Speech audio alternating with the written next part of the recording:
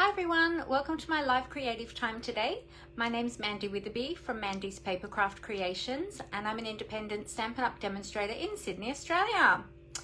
Welcome to another week of creativity. Let me just adjust that camera a tad. There we go.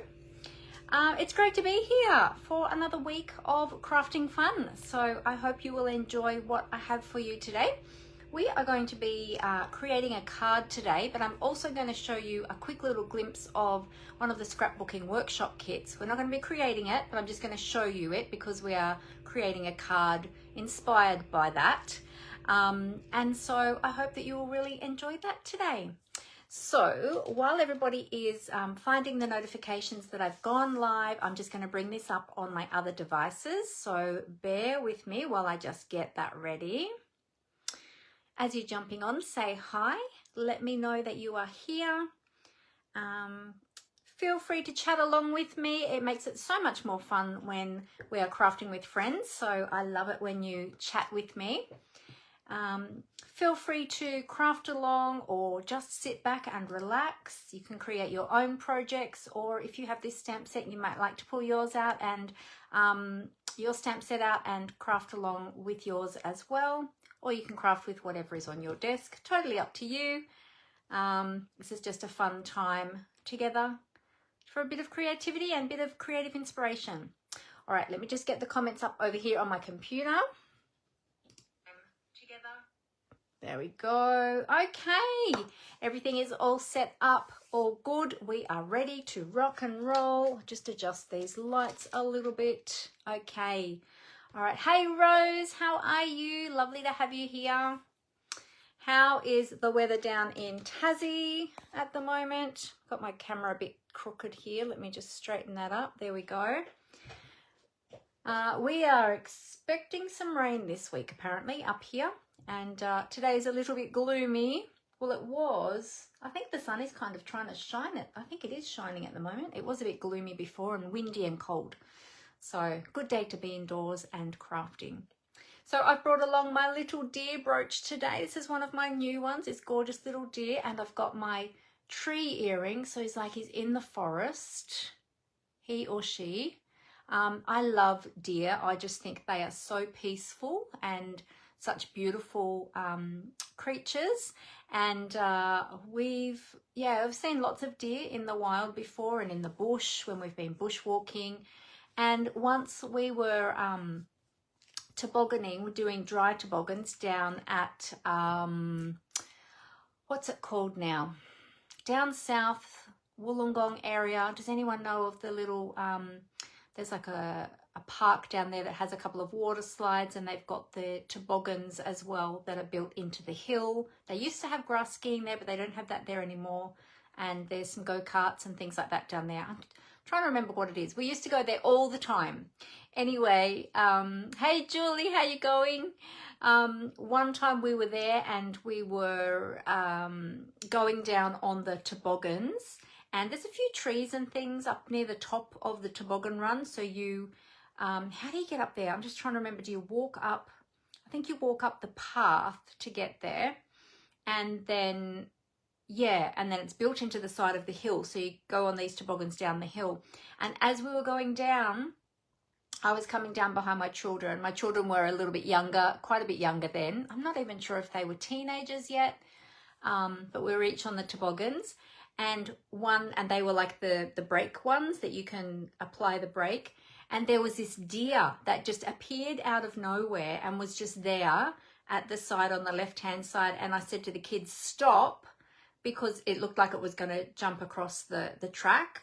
And the track is like built into the hill. So you're sort of sitting down in like a half pipe kind of thing.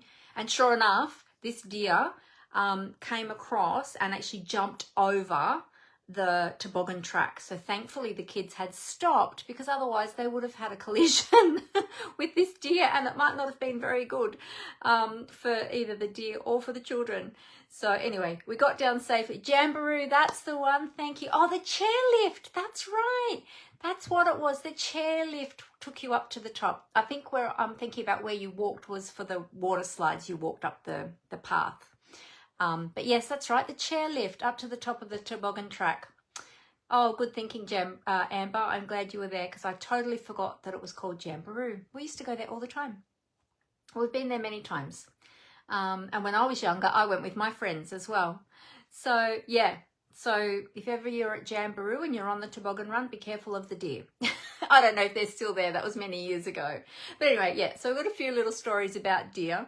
And, you know, deer aren't just for at Christmas time. Deer are around all the time. And there's been many times that I've been on bushwalks or trail rides even, horseback riding, and I've seen deer in the wild. So they're just really beautiful, peaceful animals. And of course, Bambi. Everyone loves Bambi. So, yeah. So there's my little story about the deer. But, yeah, we'll never forget that at Jamboree where the deer jumped across the toboggan track in front of the children going down. So thankfully we all stopped. Hey Julie, how you going? Rose, a bit chilly down there in Tassie. Yes, I have heard that there is that cold front coming around, whipping around down the bottom of Australia over into South Australia and causing quite a bit of havoc with the cold and the wind. Hi Dimity, how you going? Lovely to have you here. So does anybody else have any stories about deer? Tell me in the comments if you have any stories about deer or if you've had any encounters. We've also, Brooke and I went down to, Brooke is my second eldest, or my middle child. She's the middle child. Her and I went down to Symbio Gardens, which is an animal park down south, down just around the Samuel Tops area. And they have deer there and you can feed them at the park. They've got lots of other animals as well, but yeah, she really liked the little deer there and the goats. Yeah, they were really cute. And I think it was the goats. Actually, did they have deer there or was it just goats? Maybe it was goats I'm thinking of. Did they have deer? I'll have to double check with her now. Maybe it was the goats that she fell in love with there. Can't remember. But anyway, yes. Hi Fee, how you going? Lovely to have you with us. And we've got another Rose here today. Rose Briscoe. Is it from Central Victoria? Welcome, Rose. It's lovely to have you here. Central Victoria. So that would be not Mildura then, because Mildura is Western Victoria, isn't it? It's northwest. So it's not anywhere near Mildura? Probably not if you're Central Victoria. Hey Leslie, how you going? It was lovely to have you with us, Rose. So we've got 2 Roses here today. Beautiful. Fantastic. And my sister's name is Rose as well. Well, actually, she's Rosemary, but she only ever gets Rose or Rosie. Nobody ever calls her by her full name. Oh, near Bendigo. Oh, fantastic. Very good. Lovely to have you here. Well, we're going to be making a card today. Let me know in the comments if you do have any other stories about deer. I would love to hear about it. But yeah, so this is one of the newer releases, this little one. I got this one just a few weeks ago, and it was part of the collaboration with Pete Cromer, who's an Australian artist. I think he's based down in Melbourne, and he's a fantastic artist, and he works with he does all different types of media, but I love his paper craft projects that he makes. Like, he makes beautiful designs that look like a painting, but they're all made out of paper, and he hand cuts them and tears them and does all sorts of things and makes, you know, really beautiful sceneries and animals specifically. So I love all of his designs, and this is one of his designs that was made into a brooch. So if ever you've never heard of Pete Cromer, then yeah, definitely look him up. He's a fantastic Australian artist. And then they convert a lot of his paper art designs into all sorts of things. So into prints, into book covers, there are actually some scrapbooking products, there are stationery, there's all different, he's done lots of different collaborations. So yeah, he's amazing. So definitely check him out. Oh, Dimity's got a story here. Driving into town one night to pick up one of the children from a Christmas party. A deer ran across the road in front of us. Oh no, never told anyone, thought they would be thinking we were drunk. Oh, there you go. No, we've got to be really careful because the deer, as they always say, that saying, deer, what is it? Deer in the headlights. It's a bit like kangaroos in the headlights too, because they get stunned by the lights and they don't know which direction to go. So they can be very erratic if they're near the roads because they get stunned by the lights and they can't see where they're going. And, you know, so it's a bit like us. If somebody shines a bright light in your eyes, you can't see where you're going. So yes, well, I'm glad that you didn't hit the poor little deer. I'm glad that the deer was okay and that you were all okay as well. Oh, your sister's Rosemary Dimity. I didn't know that. Oh, there you go. It's a very popular name. All right, so I don't have any exciting news or anything to tell you about today, but what I did want to tell you is about our beautiful annual catalogue. This is the 2025 to 2026 annual catalogue, and we are using products out of this one today. We do of course have the online exclusive products as well that you will only find in the online store, not in a printed publication. So there's lots and lots of products in there as well, so be sure that you check the online store to have a look for all of the products. But we are using some from here.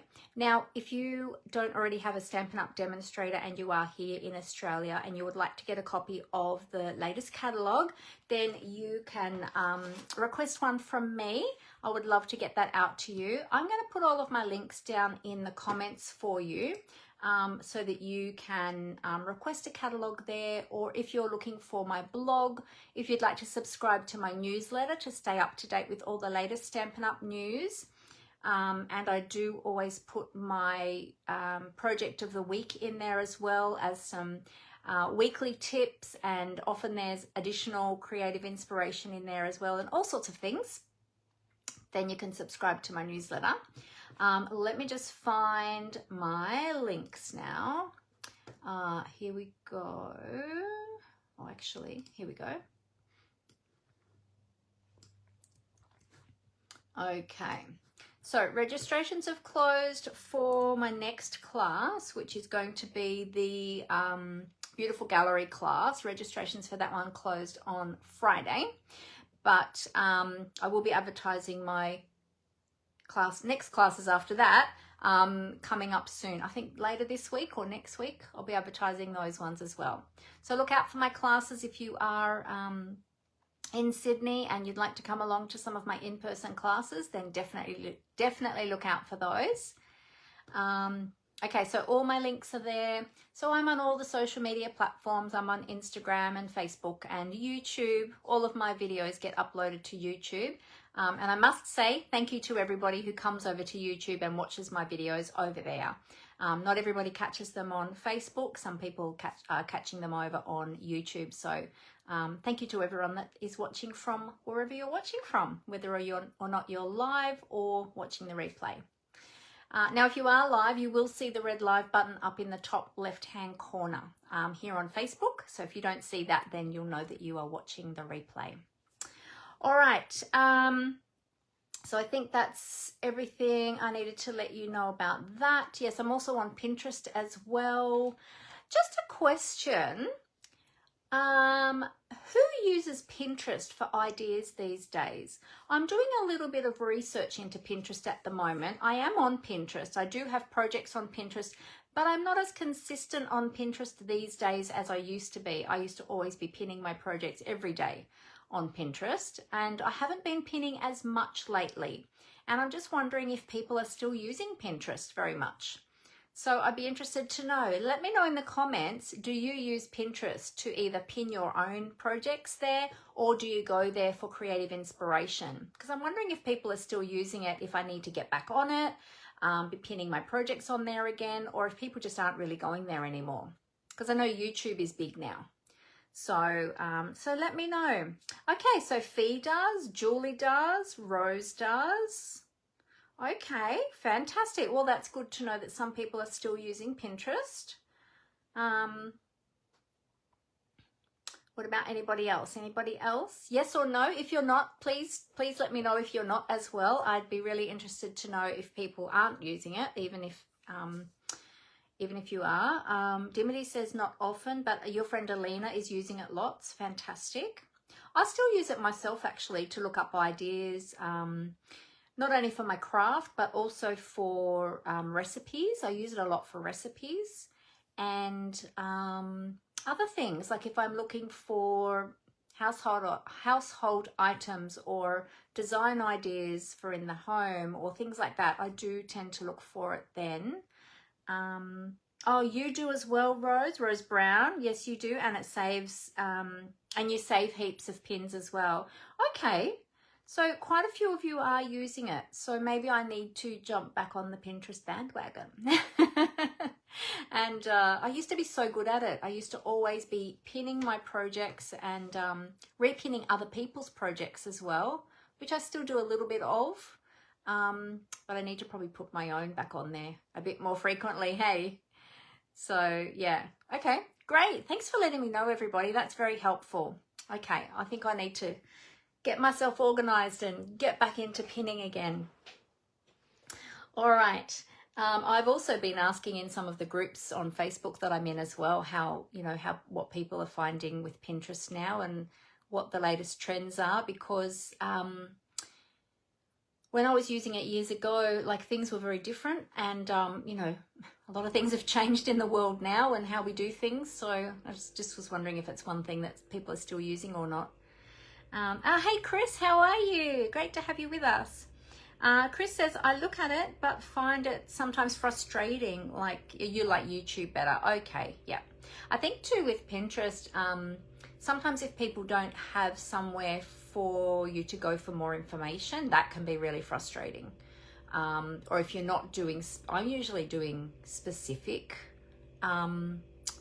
searches. If I'm searching for something, I'm usually quite specific with what I'm looking for.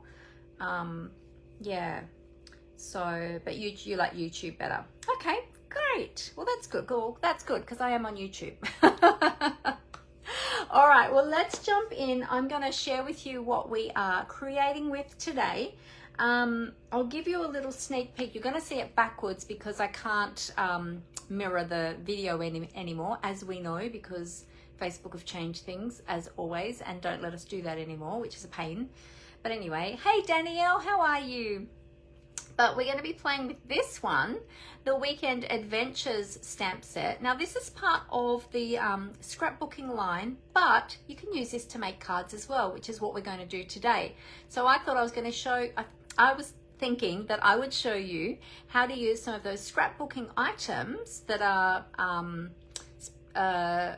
designed for scrapbooking, and they're sort of displayed that way in the catalogue, how you can actually use them for cards as well, because a lot of those scrapbooking items I think might get overlooked by the card makers and vice versa. Maybe some of the card making products are getting overlooked by the scrapbookers, but they can be intertwined, like we can all use them.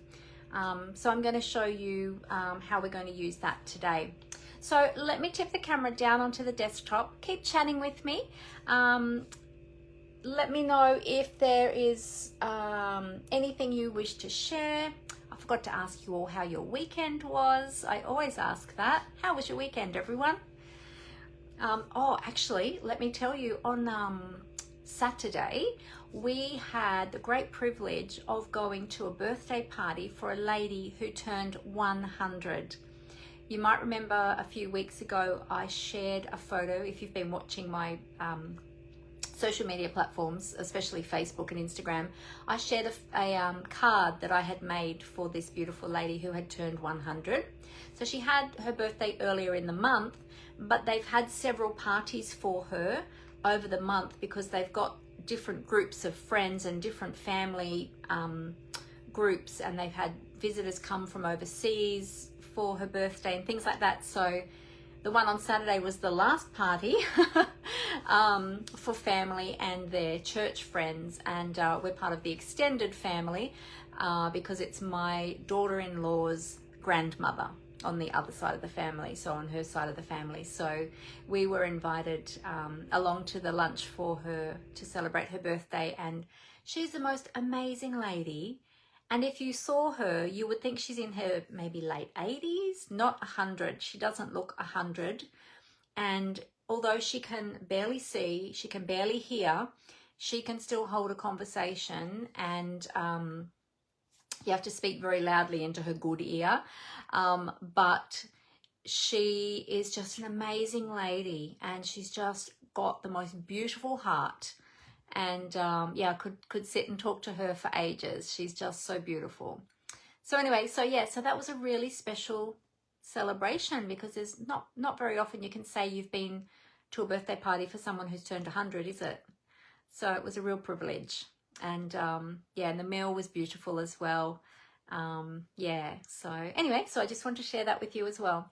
All right, let's tip the camera down onto the desktop, and we will get crafting. Here we go.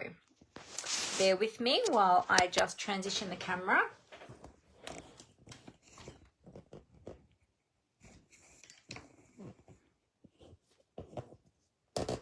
Might be a bit squeaky while I tighten everything up. Last week we had the camera actually dropped partway through, so I hope that doesn't happen today. Made sure I tightened everything up extra tight today. All right, let me just get this camera straight. And we'll do a flip and a zoom. Whoa, that was a bit close, wasn't it? How far out do we want to be? I might need to move some things. Hang on a minute. Let's move that. And we can move that up. I've got my grid paper today because my desk is getting a little bit messy. I still haven't changed my desktop background cover. I've got a new one there. I just keep forgetting to do it. All right, let's see how that goes. I might need to zoom in a little bit more. Oh my goodness, that looks really crooked on the camera. Is that really crooked? Whoop. Is that better? Oh, we need lights too. Might be zoomed out just a little bit too far now, I think. I'll zoom in a little bit more. Let's see. Let's go zoomy zoom. Whoop. There we go. Now I'll move this down. All right. So let me know how the sound goes, and if it comes to a point where you're not really hearing me, let me know that as well, so that I can raise my voice a little bit more. Just when I transition the camera down onto the desktop, pardon me, it uses a different microphone in the phone and that I'm filming on, and the sound often isn't as good, so I've got to raise my voice a little bit, but it makes me a little bit croaky sometimes. Let me just straighten that up. Okay, so this is the stamp set, as I mentioned, the Weekend Adventures. Now, I'll show you, first of all, in the catalogue where to find all of these products, because I've got it labelled here. So pages 72 and 73 of the annual catalogue. It is quieter. Okay, I'll try to raise my voice a bit better. Is that better if I speak at that volume? Can you hear me a bit better now? I still need to get an external microphone. My girls are actually buying me one, but I need to go and choose it. So I need to get to the shops to go and do that. Yeah. All right. So this is one of some of the scrapbooking products. Now there is in the, hang on a second, let me find it. At the beginning of the catalogue, there are some scrapbooking kits, some scrapbooking workshop kits. There we go. So the Weekend Adventures scrapbooking workshop kit is the one that I have. Now, I haven't completed it yet, but what I did do is I cut some of the pages. If you've never done a scrapbooking workshop kit, all the measurements are given to you, and the pages are given to you in 12 by 12 sheets and in the kit. And you cut the pages. Oh, you just turned your volume up a bit. Oh, good, Fee. Thank you. You cut the papers to create the pages, and it gives you step-by-step instructions and measurements and everything and how to lay out the pages.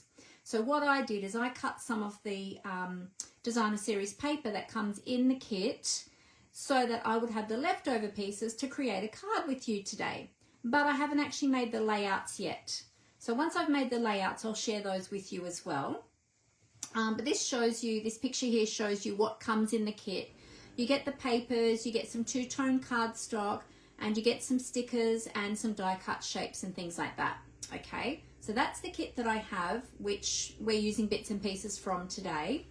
But over on pages 72 and 73, you've got some individual products that coordinate with that suite. So if you don't want to work with a workshop kit, you can create your own layouts. Okay, I mean the scrapbooking workshop kits, you can change them up yourself as well if you wish to, but if you just want the standalone products, you can do that too, and they have a stamp set that coordinates with each one. So there's other ones as well. There's a few different ones in here, and each of these ones has a scrapbooking workshop kit as well. So you can get the whole kit, or you can get the individual products. Okay, so there's a few different ones in there.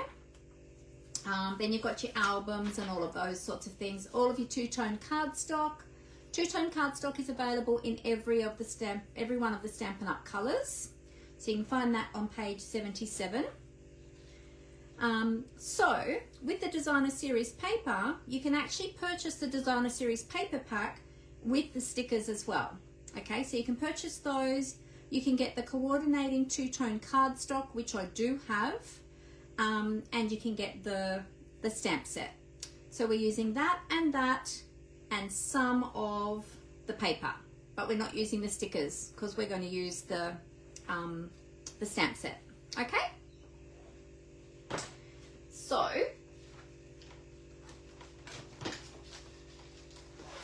here's the kit. This is what it looks like. So I've already cut some of the papers up, as I said, today so that I could use the leftover pieces. You do get a little bit of leftover with these scrapbooking workshop kits, but not a whole heap. But you do get enough to make, you could probably have enough to make an extra page or some cards or something. You get the full step-by-step instructions with the pictures on the front. It tells you how many photos you'll need and what size and orientation of photos you'll need. And then it has all the cutting guides for cutting all the pages or all the papers. And then it shows you how to put them together, and it gives you all of the measurements. And as you're cutting each piece of paper for your layouts, they're all numbered. So it's really, yeah, they're really easy to put together. And they're really great. So there's 3 in the scrapbooking workshop kits. You get 3 double page spreads or layouts. Okay, so there you go. All right, so that's what we're using. The paper came from that kit today.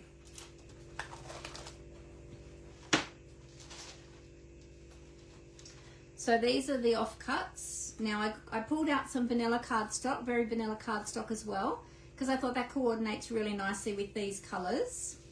And these are the papers that we've got left over.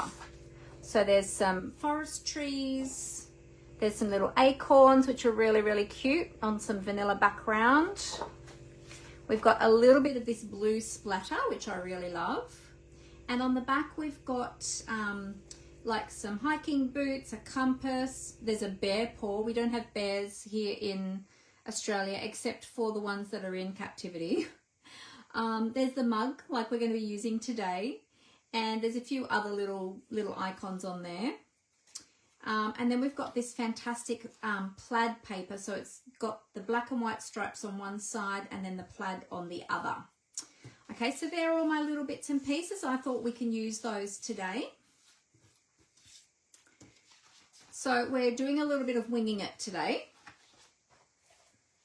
And this is the Weekend Adventures two-tone cardstock pack. So I was just going to show you this one. I've just opened this. I've just got a piece of extra in there that was from the virtual album retreat the other day that we had, or the last week.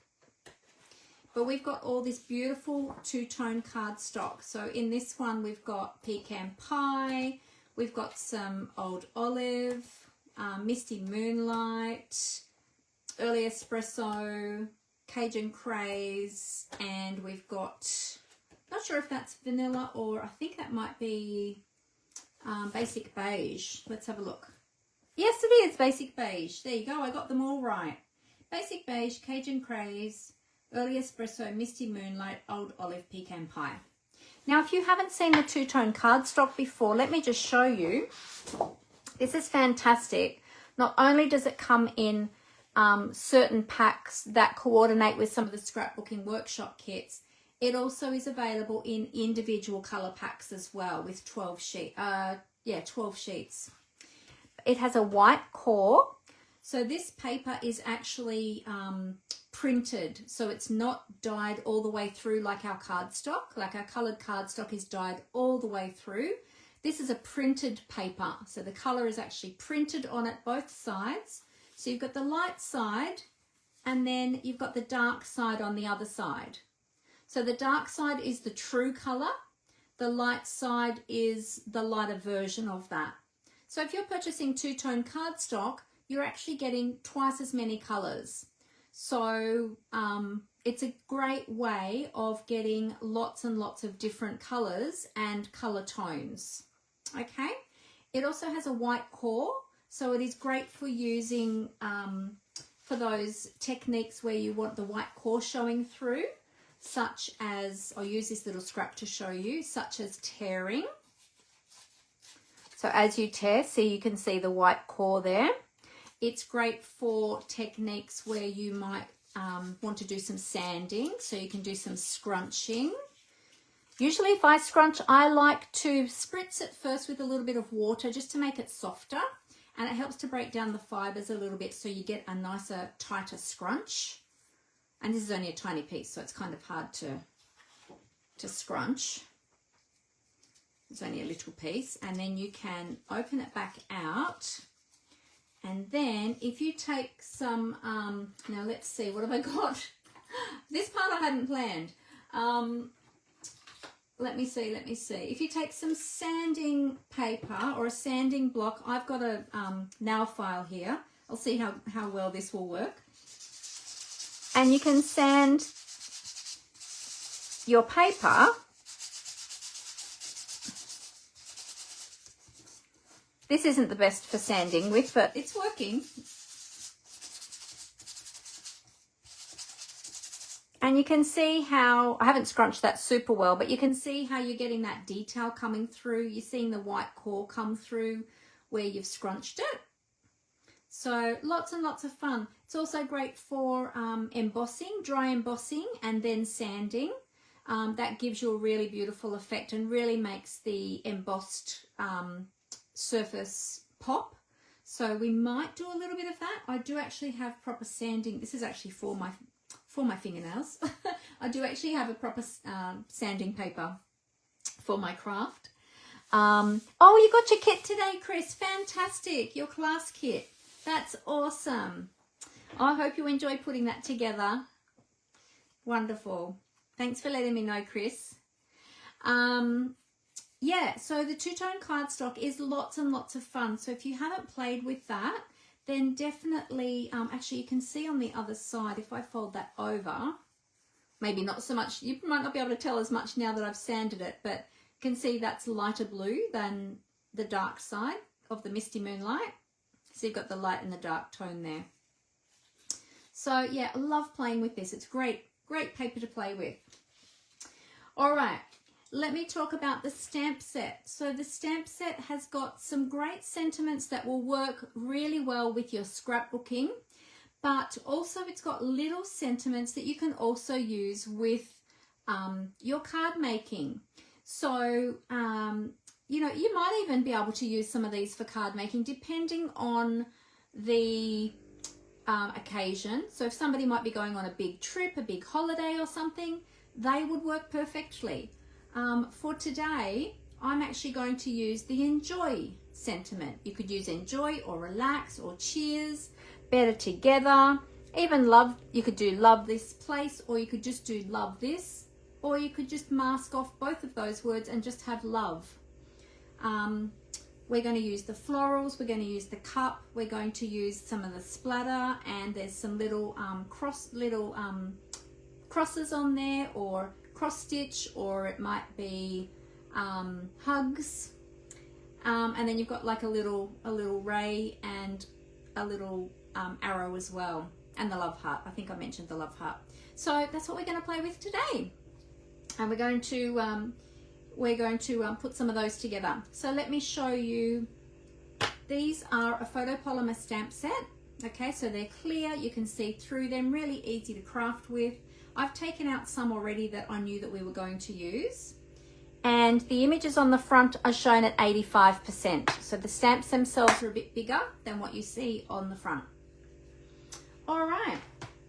So first of all, we'll get started with our stamping. Actually, we'll start with our card base. So I'm thinking that we might use, well, let's actually decide on the papers that we want to use first. So this is kind of what I'm going for. I'm going to show you how to do this and how to mask off so that you can have the flowers sitting nicely in the cup. We are going to change up the color though. I was just doing a bit of testing with this one, and I was stamping in pecan pie, but I think for this card we're actually going to stamp in early espresso, because then we're going to do a bit of coloring as well. So you might want it a little bit darker. I'm thinking we might use either the trees or the plaid. Tell me which you like. Do you like the trees or do you like the plaid? And then we're going to add in, whichever we use, we're going to add in pops of the others. We're going to add in some pops of the blue. We're going to add in some pops of the acorns, I think. And we'll add in some pops of this patterned paper as well, if we can. So which one would you prefer? You let me know. Oh, the sentiments would work for a retirement card. That's great thinking, Amber. They would actually. Yes. Yeah, things to do and places to see, taking the scenic route, and adventure starts here. They would. Yeah, I hadn't thought about that. Good thinking. So Rose, you like the plaid? Yeah. All right, everybody vote on which one you like best, the plaid or the trees, and I'll make those the main background, because we can change it up, and then that will determine what color card base I use, and then we'll build it up from there. Okay, so we've got one vote for the plaid. Everyone vote on which one you would like, plaid or the green trees. They're both lovely, and we'll probably we might even use little bits of the opposite one as well, as accents. Plaid for Fee as well. Yep. I'm going to take a sip of my chai. Have you all got your cuppas today? I've got my chai latte today. So we've got 2 for plaid. Anybody else want to vote? That's 2 people. We've got several watching.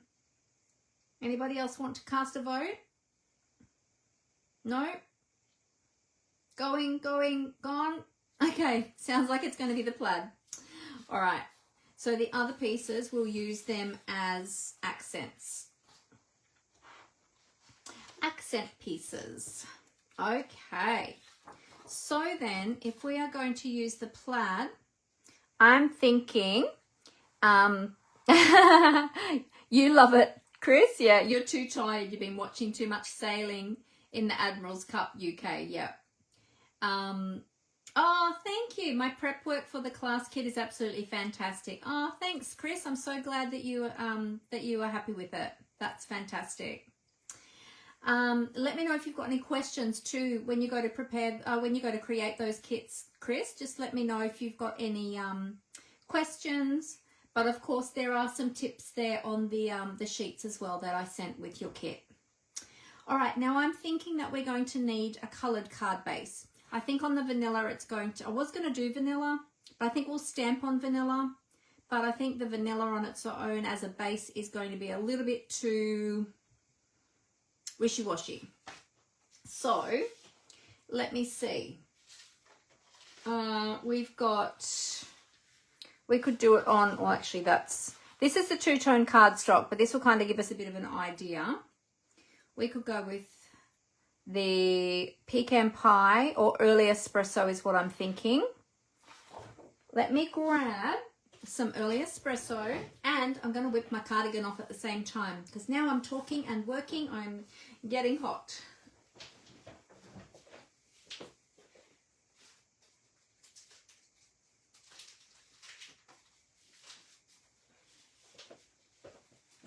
Okay, so we've got some early espresso. Let's see how it would go on there. Yeah, early espresso might work. Or, ooh, you know what else might be nice? Some crumb cake. Crumb cake's great. Crumb cake goes with everything.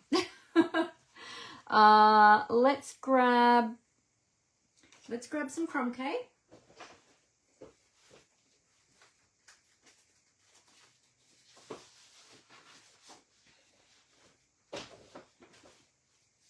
Okay, oh look, I've actually got a crumb cake base already prepared.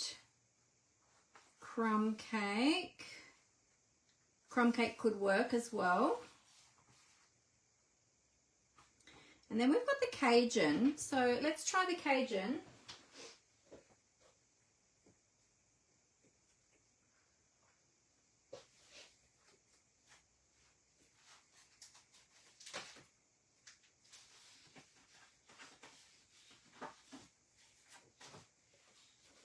First of all, I just grabbed the pecan because actually pecan might not look too bad. Pecan, and we'll grab Cajun. Where is it?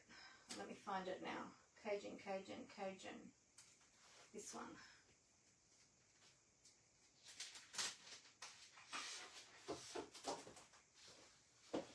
We rearranged my paper stack recently when we were putting in the new in colors, and so now some of the colors I'm always looking for. Actually, the Cajun is very sort of reddy tone compared to this DSP, so I'm not sure. It does make it pop though. Maybe the pecan would be the better one. Pecan. Oh, actually, or we could go with one of the green colors. I wonder what one of the green colors, maybe Old Olive. Oh, I don't know. Old Olive might be a little bit of a reach, but let's just have a look.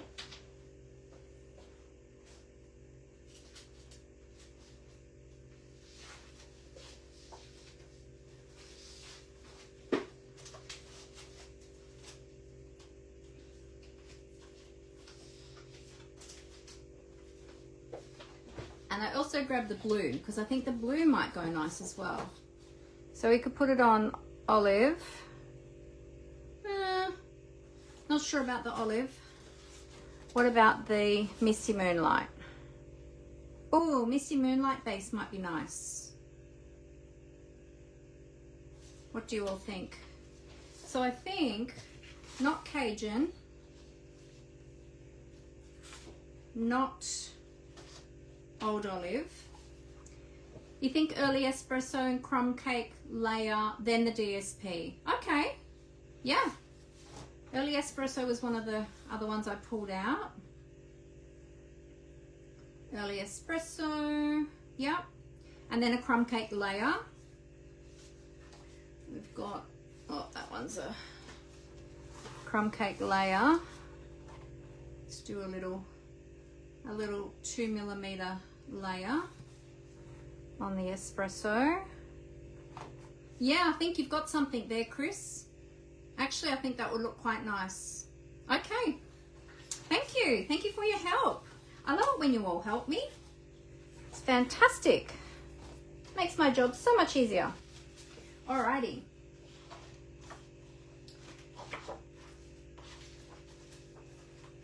I'm just rearranging my papers over here.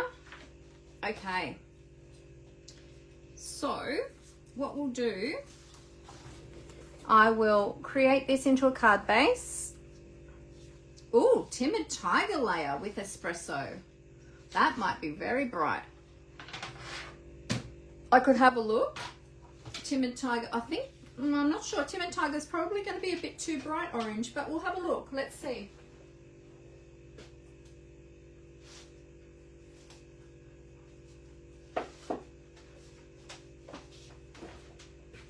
Well, it's not that different to the DSP actually, is it? That's the Timid Tiger. Does give it a bit of a pop, doesn't it? With the, oh, that's not bad too actually, Julie. What does everyone think about that one? That combo? I actually thought that the Timid Tiger was going to be way too bright, but I think it actually brings out the paper even better. Maybe we could do that. Ooh, decisions. All right, let's create our card base. At least we know which card base we're doing.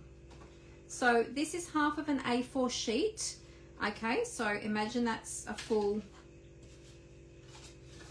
imagine that's your A4 sheet. So I've cut it across the short side. And now I'm just going to score that in the middle at 10.5 centimeters. Oh, the Timid Tiger does pop, you agree, Chris? Yeah. Totally not the color scheme I was going, that I had in my mind, but it actually works. So we could go with that. Hang on, let me get my bone folder here. So score and burnish. Using my bone folder to burnish, so I've got a nice crisp fold. And I didn't do that straight. Hang on, let me try that again. I mustn't have had my cardstock lined up quite right when I scored. There we go. That's better. All right. So, okay, so we like the Timid Tiger. Okay, let's go with the Timid Tiger then. We'll change it up and we will wing it and we will work it out as we go. Okay, so let's do a 2mm border. So we will have... Actually, let's see. Yep. Okay, so we'll do 10.1 centimeters. Now this is a piece, this is a full card front piece that I already had cut in my cardstock. So I'm just trimming this down to 10.1 by 14.45 to give that 2mm border. And I think I'm going to need to change my blade soon too. Been doing a lot of cutting lately for classes and all sorts of things. All right, and that will be our border. Yep. Wow. Okay, and then this piece we're thinking of, do we want a whole, here's a question, do we want a whole piece? Maybe we should stamp our image first and then decide if we want a whole piece or if we just want a strip, or perhaps we want a strip across the bottom. How much of the DSP do we actually want on this card? So we know we're going to go with that. Let's stamp our images first and color them, and then we'll decide on how much DSP to use, because I don't want to cut all of this. Like, I don't want to cut a whole card front piece if we don't end up using a whole piece, because we might only want a little bit. I don't want to kind of waste it if we're not going to use it all. So yeah, so let's do that. All right. Move all my bits. Just a strip, you think, Chris? Yeah, I'm wondering that too, because I'm thinking maybe a whole piece might be a bit too much. But let's stamp our image first. Now I've got my vanilla cardstock here, so we're going to stamp in early espresso. I've got the cup all ready to go. So we might do some stamping first and then we'll do some die cutting. I've got, for the dies, I've pulled out the textured note dies because I thought they might be a really nice die to use with this set. Whoops. Keep losing this little one. He keeps coming off my sheet. I need to put these ones onto my magnetic sheets. This is kind of the size we're going to have. So I haven't worked out which size die is going to work yet. Probably that one. I think the next one down is going to be a bit too small. Yeah, I think that one's going to be a little bit too narrow. So I think it's going to be that one. So we'll do our image first and then we'll die cut it. Yeah. Or we could die cut first and then stamp. Well, let's do that. Let's die cut our piece first. Now we're going to have to go that way. And then we'll stamp onto it. That way too, in case my plates are dirty in my die cutting machine, it won't wreck my image if I've spent time colouring it. All right, so let's bring over the, yeah, I think we'll use a big machine today. Oh, bring out the big guns. All right, there we go. All right, so to die cut this frame, we have got our base plate number 1, our adapter plate number 2, a clear plate number 3, then we're going to put our cardstock and our die. Now this is a straight edge die, so we want to make sure, because it has that straight edge, we want to make sure this piece goes through at a little bit of an angle. That'll help the machine to feed it through the rollers, because if you feed it through straight, the rollers tend to want to catch on it and sort of makes a really loud clunk as well. So we'll do it that way and that'll help to feed that through. Then we're going to put another clear plate over the top. These are really nice dies. Do you not have these ones yet, Fee? Yes, definitely put them on your wish list. Sorry, it's bumping the camera a little bit.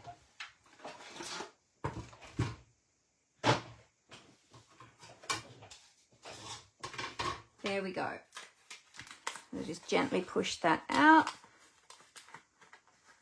Okay, so now we've got that really nice stitched detail border around the outside edge, and I've preserved that cardstock there so that I can use that for sentiments or smaller stamped images.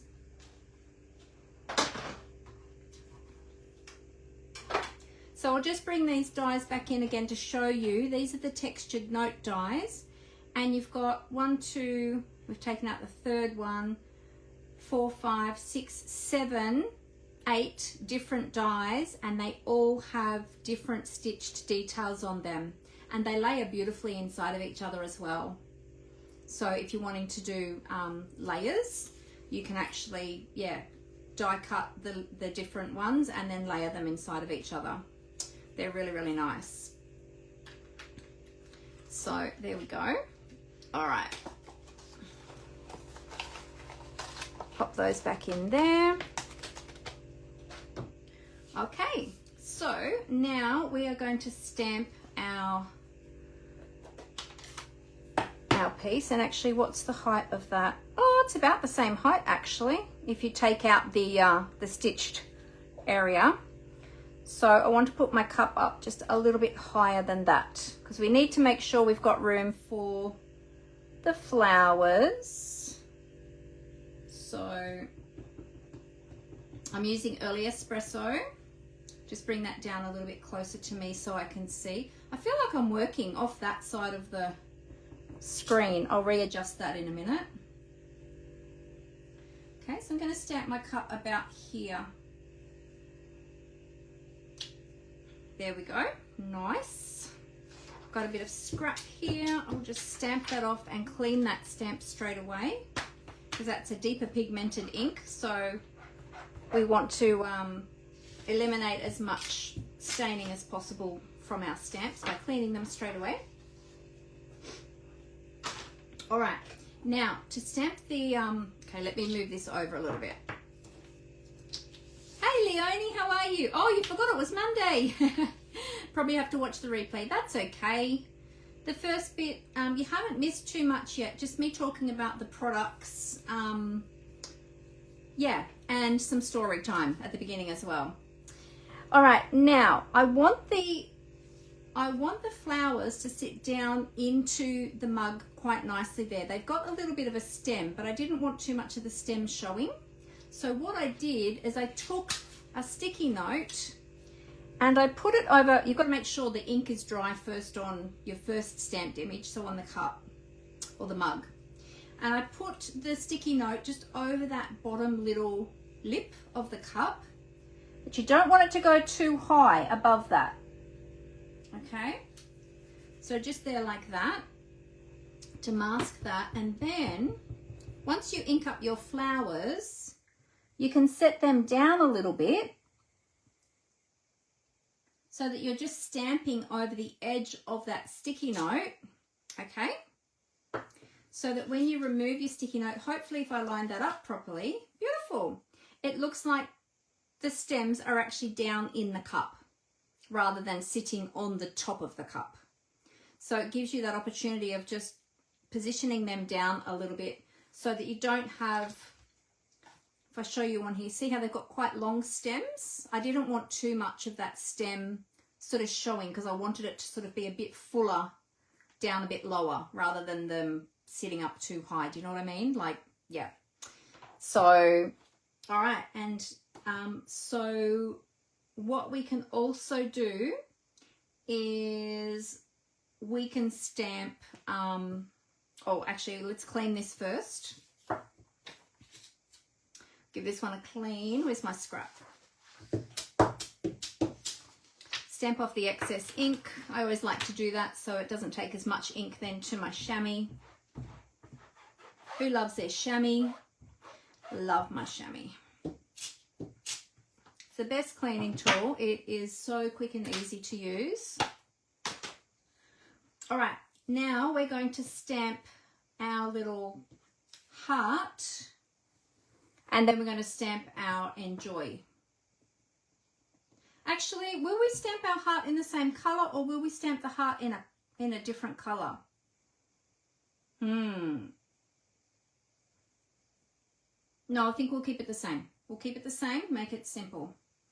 All right, so we're going to stamp that about there, and then we're going to stamp our enjoy. Now, I'm not having an additional sentiment on this card. The enjoy, I'm going to just stick my head probably in the camera here.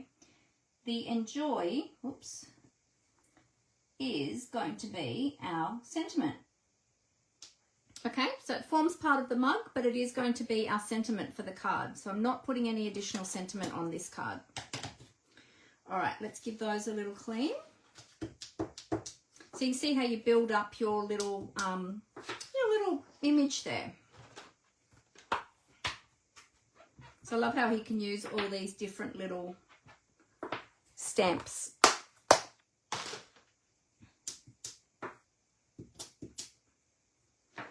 Okay, so there we go. So we've got that ready to colour in.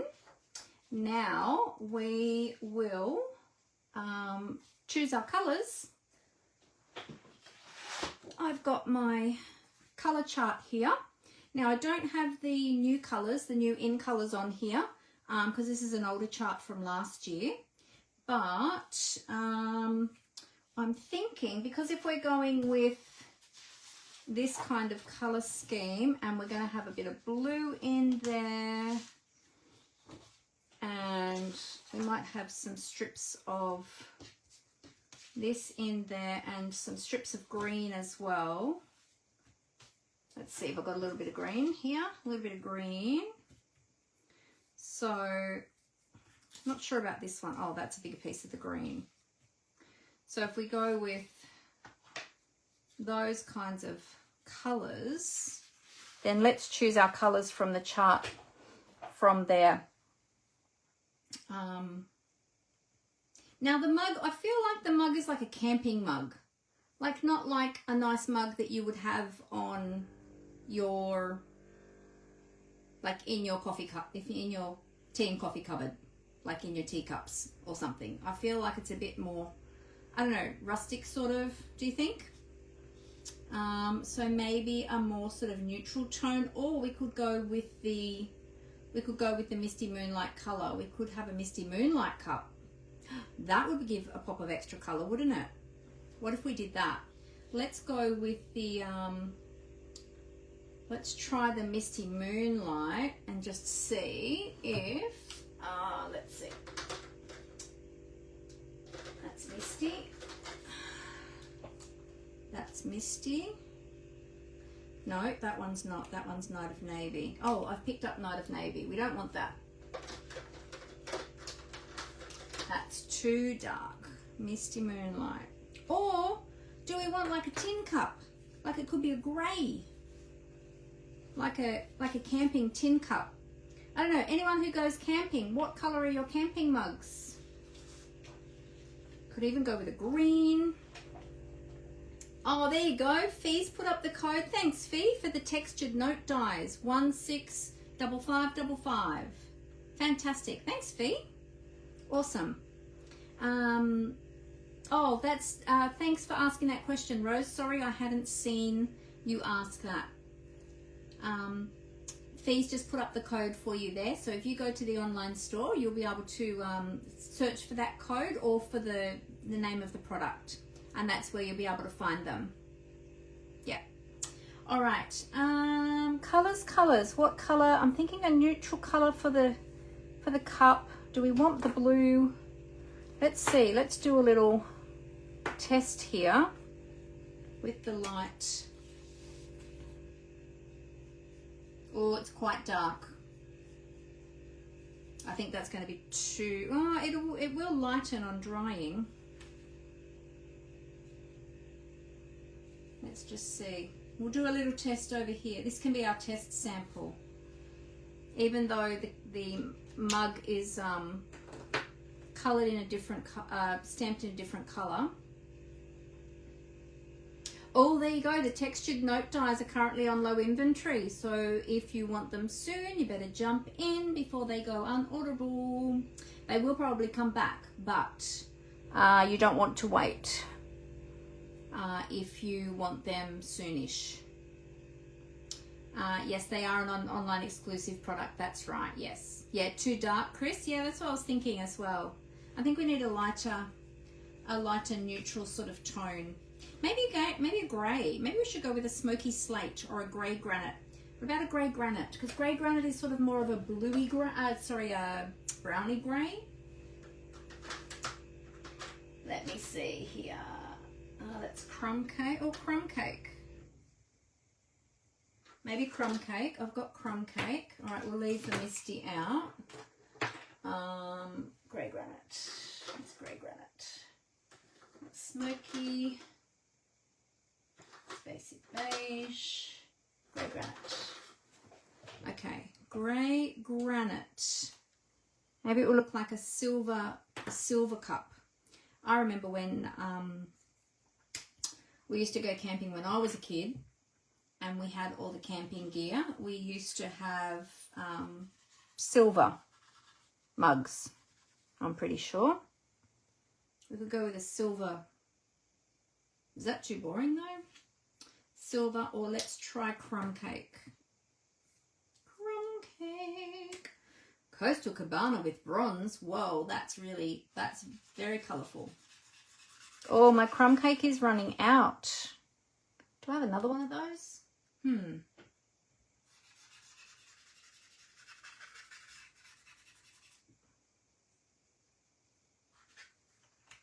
I'll just check the other end. See if it's just that brush tip. Oh, it's just the brush tip. The other end is fine. So we could do crumb cake, or we could do the basic, what did I say that was? Grey granite. What about basic beige? I don't think is on there. Wait, did I pull that out? No.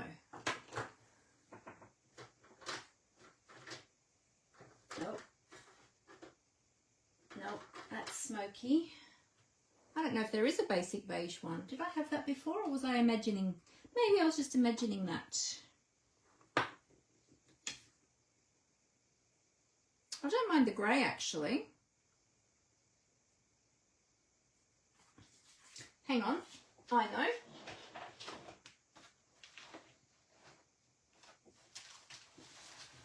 I'm going to cheat. You know what I'm going to do? I'm going to have a look at the stickers in the cardstock pack. Let's see if there's any stickers with the mug. Oh, there are, but it's blue. And Cajun. So there's a blue one, and then there's a Cajun sort of coloured one, and then there's a blue teapot as well. So I was looking just to get some ideas of what they had in the pack.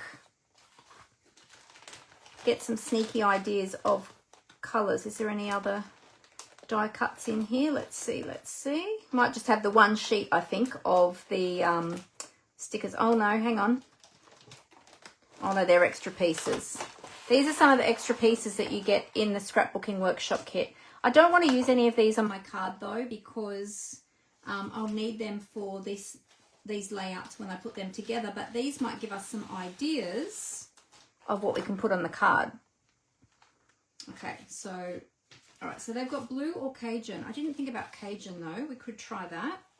Whoops, hang on a sec. Just pop all these other bits back in there so that I don't lose them. My little photo placeholders.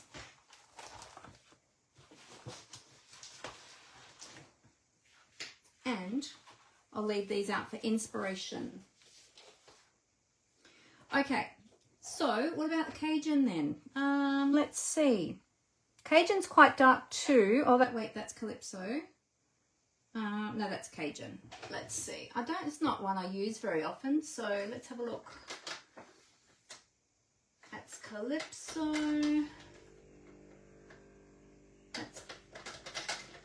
That's Cajun, I think. Is it Cajun Craze? Yep. All right, let's have a look at Cajun Craze. This is the light.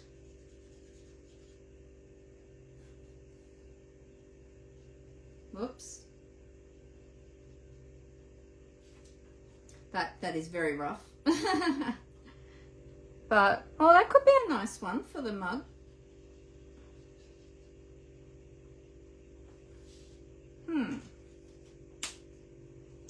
What colour are the flowers? Well, that's a good question, because I haven't coloured them yet. Haven't decided what colour I was going to do the flowers. Do you think I should do the flowers first then? We could do that. All right. Let's have the flowers in...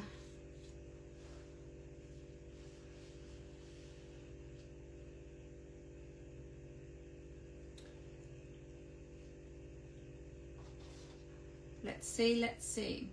Well, I think we need to have some orangey sort of colours to go with the paper, and maybe some yellows, some oranges and yellows maybe. Let's see, what have we got? We've got Timid Tiger. So Timid Tiger is the colour of the cardstock. Let's go with the light Timid Tiger, and we'll test that first on the scrap. Yep. Okay. I'm thinking maybe the big one in Timid Tiger. Hang on, I need my glasses. And then we'll use some Old Olive for the greenery. So we might do Timid Tiger and maybe some yellow, maybe one of the yellows for the other two. So I use my bullet tip because my bullet tip is going to be finer and easier to control the colour. So if any of you haven't used the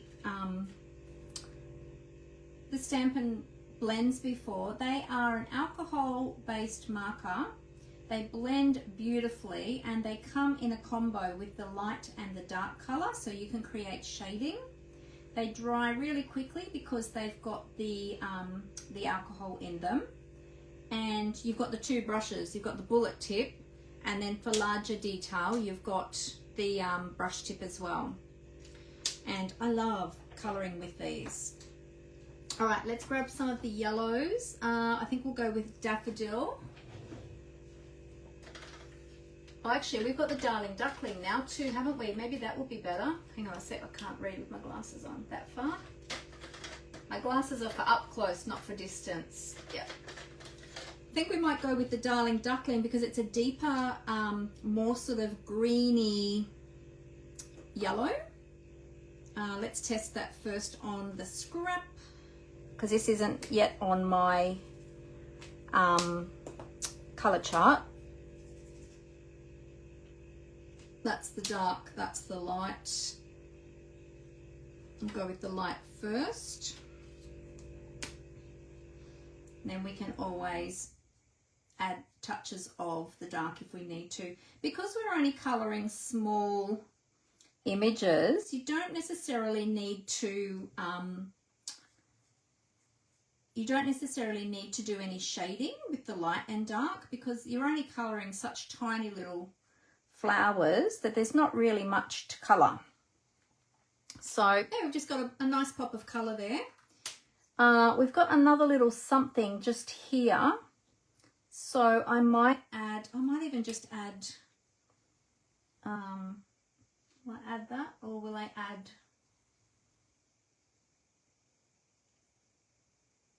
just having a look here on my colour chart. Do you know what? I might add a neutral colour to that.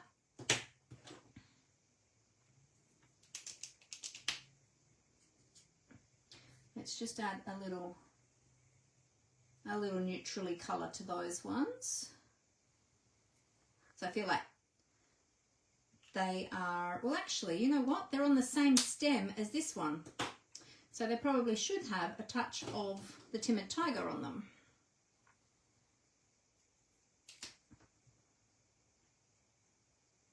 But we'll make them a bit darker because they are still in bud form. There we go. All right, and then we'll get some Old Olive. So I'll just put those ones aside so I know which colours I'm using because otherwise I'm bound to get myself mucked up. Okay, so Old Olive. Is that Old Olive? Yep. Old Olive. Okay, so we'll use that for the leaves and all the greenery.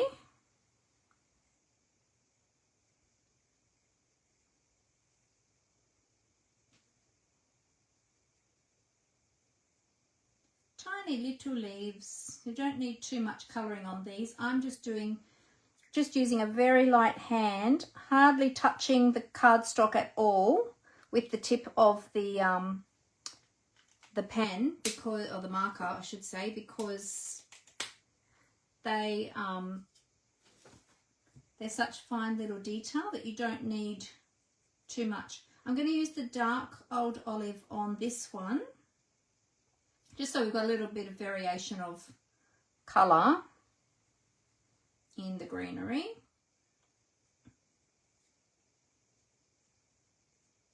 When you're colouring with Stampin' Blends too, it's always a good idea to have something underneath the piece that you're colouring on, so like scratch paper or grid paper or something like that, just to protect your desk surface, because these will absorb quite heavily into the, you know what, I'm going to put a brighter green on this other one. They will absorb into the cardstock. So I'm going to put a little bit of Granny.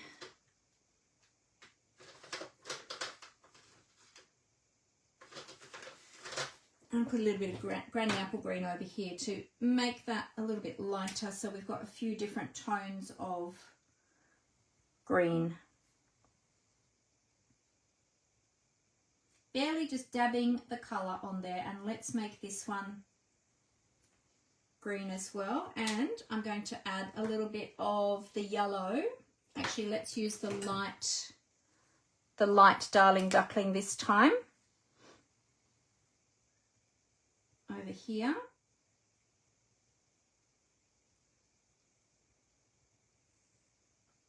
Oh, you said granny too, Chris. There you go. Great minds think alike.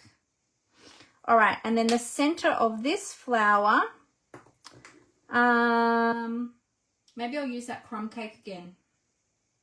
That's a dark crumb cake though. Where's the light? We'll use the light crumb cake for the center of this flower.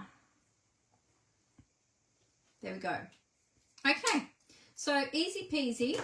Not a lot to have to color on that. So yeah, it just comes down now to the mug itself as to what color we want that. So I think we need to go with a more neutral tone because this is a fairly neutral sort of palette. So I am thinking that either the gray or the crumb cake. The crumb cake was fairly light on there. Looking good. Oh, thanks, Chris. Yeah, so, and we are colouring on vanilla too. So when you're colouring on vanilla, it's going to change the tone a little bit of what you're colouring as from what it would look like if you were colouring on the white. So, yeah. Which colour should we go for? I'm thinking the crumb cake. Oh, Chris, you and I are on the same page today. I said that, and as I said that, I looked up, and you had already typed it. So there we go. All right, let's go with the light crumb cake. This is the one that my nib is a little bit shaggy, but we'll see how we go.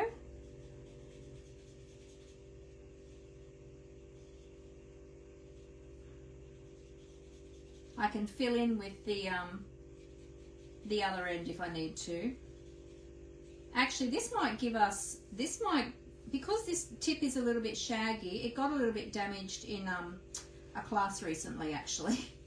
But it might give us a good effect on the cup, on the mug, because it'll give it more of an aged look potentially, if it's not super smooth.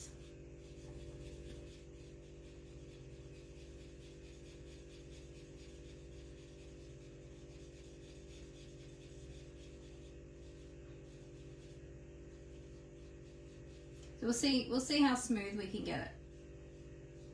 Now, as you're colouring with the Stampin' Blends, if you stop just before you get to the edge of your stamped lines, that's sometimes better because the alcohol ink in the marker will continue to absorb into the cardstock and continue to spread out. So if you don't want to get any bleeding outside of the lines, then sometimes it's a good idea to stop before you get to the edges. That actually has turned out not too bad. It's a little bit streaky, but I like it like that for this mug. And that is because usually you get a much smoother finish, but it's just because the tip of mine is damaged and I need to replace my marker. But I will use the bullet tip for the handle so that I've got more control over that colour. There we go. Yeah, that's actually turned out not too bad. And you know what? I'm going to go along the bottom again with the bullet tip just to make that a little bit darker. If you wanted to add a bit more tone, you could use the dark crumb cake as well to add a little bit more tone in there. But I'm actually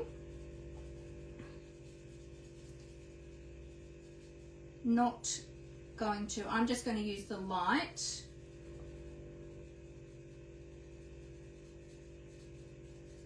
and just go in like that.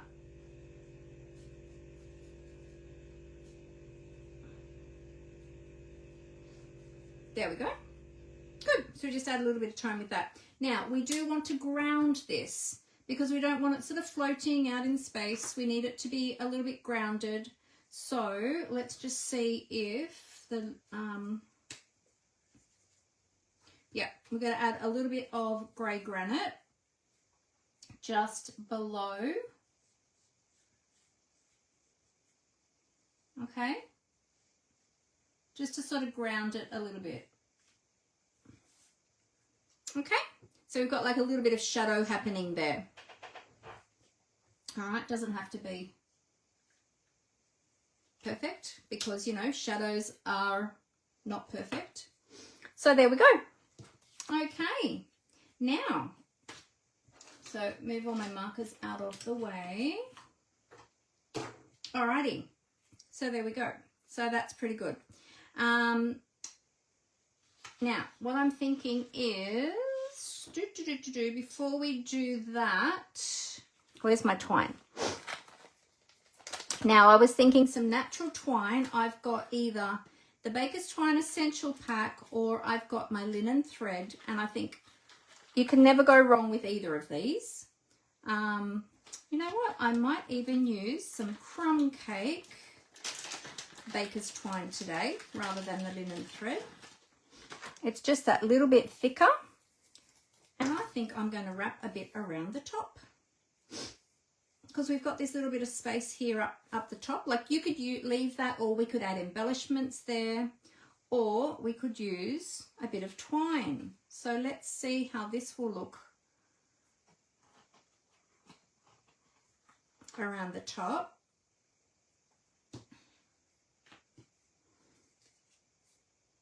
And we'll just tie a bow over this side. Now I'm just going to grab my reverse. Oh, actually, do I have them here? Or are they out in the studio? Oh yeah, they are here. Had them out in the studio for class last week. I wasn't sure if I brought them back in, but there we go. So I'm going to hold my knot there while I tie my little bow.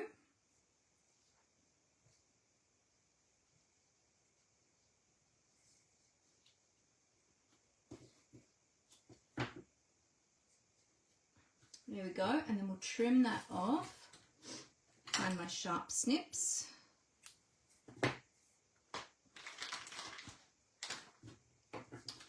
Okay, and then we will fix our bow because our little bow has a mind of its own today.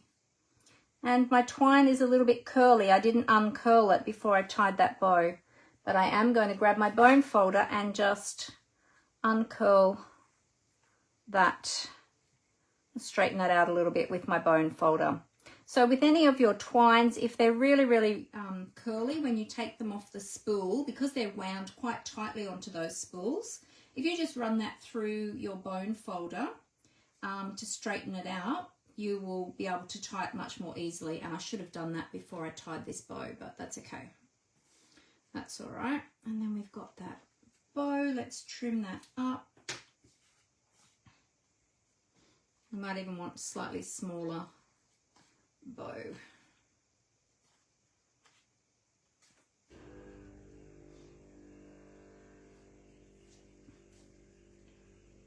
There we go.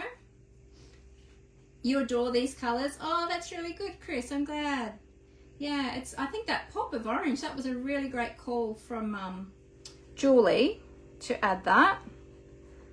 Just move that over a little bit more. There we go, and we'll have that hanging down the side. I will trim those up a little bit more though, I think. Just a little bit more. And then, of course, I never like blunt ends. So let's ruffle up the ends, just separating those fibers of the twine, just for a bit of added texture.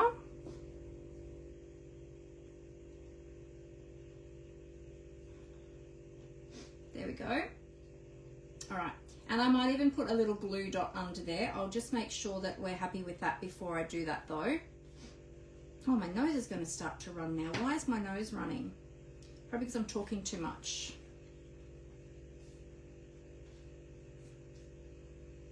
This twine has got a mind of its own today, which is often the case with twine and ribbon.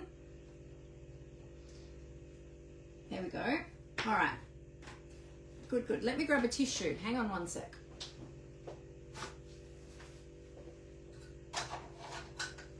And just close my blinds while I'm at it. All right. This is looking really cute, isn't it? What do you think? You liking it so far? Fee said it's looking good. Thanks, Fee. We'll separate those twines just a little. Okay. Next we have to work out what we're going to do. So we've got a layer of Timid Tiger. And then, I feel like is my camera tipping again? Is that better? I think the whole thing had fallen down a little bit again. So annoying when it does that. Okay. And I'm thinking,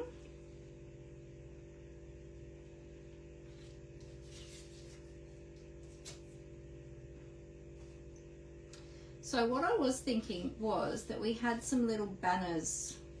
We do some little bannery things. I don't know if I have a long strip of this one. Oh, I do have a bigger piece I can cut from. I've got all of this.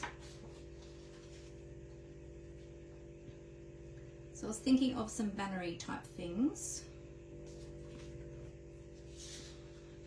Oh, I just got an idea.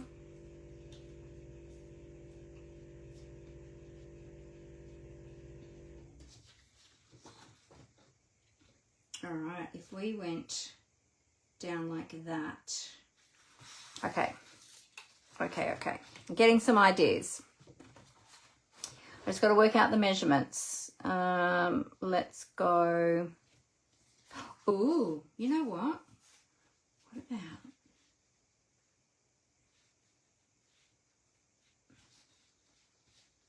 that on that?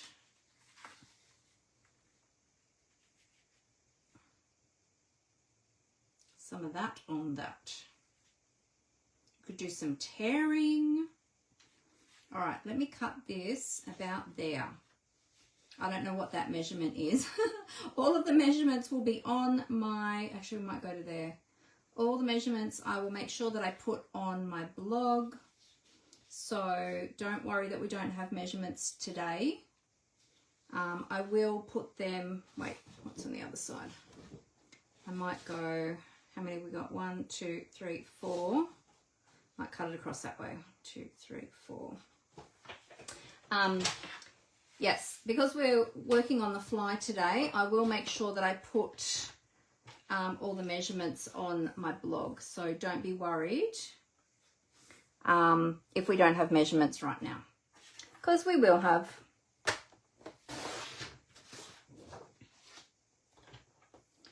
All right, now this one was, what was this one? 14.45, wasn't it? Where's my measurements? Yep. So we'll cut this one at the same length, so 14.45.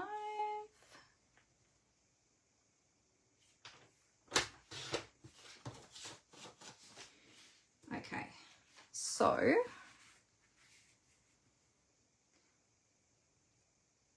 that like that. I might still take some off that. And then I'm going to cut this at 14.45.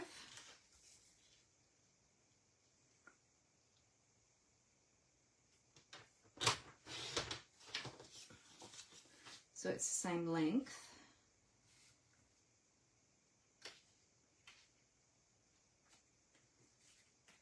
But I'm thinking we might take some width off this. Now, will I tear it or will I cut it? That's the question. Do we want some texture? Do we want some added texture in there?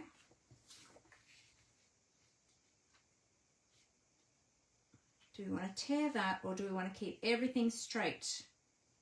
I know some of you don't like tearing, but I love tearing. Do we want to grunge it up a little bit? Okay, to tear or to cut? That's the question. To tear or to cut? Now, the other thing is too, I do have this one. So, would that be better? So we're doing some layers. Oh, that's going to be too much pattern, I think. Yeah, that'll be too much pattern. Tear, Fee says. Alrighty, let's do it. Let's tear. Doing it. Okay, so this paper has got a white core as well. Blue, you like the blue, Fee? Yeah, I like the blue as well, actually. I have to say, I think it goes really well with the orange tones and the brown tones. I think that goes really well together. Oh yeah, that's looking pretty good. Then I've got some other ideas. So we could do, wait, let's see. Okay. Oh, there's another little cup on there. But I think I'm going to do this. Let's go to, I just want to try something. Let's see.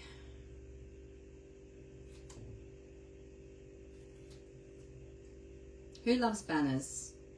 Love banners. I was really sad when our banners Pick-a-Punch retired, because it was such a beautiful punch.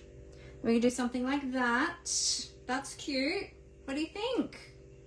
That's looking cute. And wait a minute. I think we also need, okay, we need some crumb cake ink. Okay, so now the juices are flowing. Now the creative juices are flowing. We need some crumb cake. We need a dauber. These are my warm colour daubers. Crumb cake. We also are going to need, we're going to need a bit of Timid Tiger. And we're going to need a blending brush. But I think I'm only going to need a small blending brush today. Oh, but I don't have an orange small one, so we'll get an orange large one because I have another idea as well. But before I get to that next step, the next idea, we are going to add, of course, some ink around the edges. Now I've already got my twine on there, so I'm not going to worry too much about that. I'm just going, I could slide that up and actually go underneath there and then slide it back in place. Let's just do that. Normally I would do the daubering before I added the twine, but it was an afterthought. But that's okay, we can still do it. Grunge it up a little bit. It's you know, sort of got that look to it anyway. And as most of you know, sponge daubering is my favorite technique, and I love doing it on most of my projects. It's kind of a bit of a signature thing. I don't always do it on every project, but I do it on most.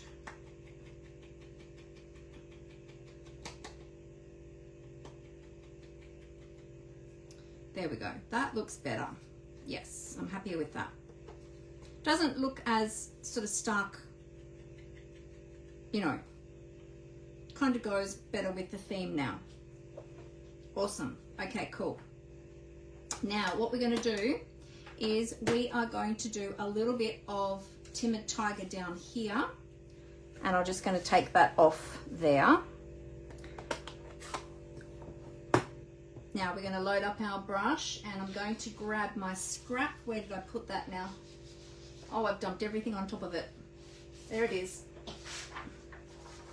We'll tap that off. We're going to add a little bit of Timid Tiger down here in this corner. So just doing a little bit of tone on tone.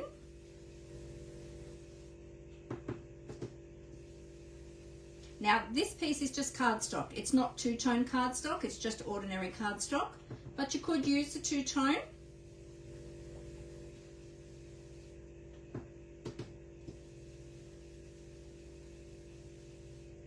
Okay, cool.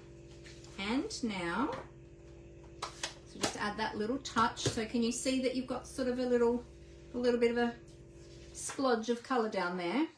Now what we're going to do, oh, I still need that, is we're going to take the splodge in here, the splodgy splodge. We'll put that onto a block. Oops, grab a little block. Sticking to my fingers. All right, let's just work out where this is going to sit again.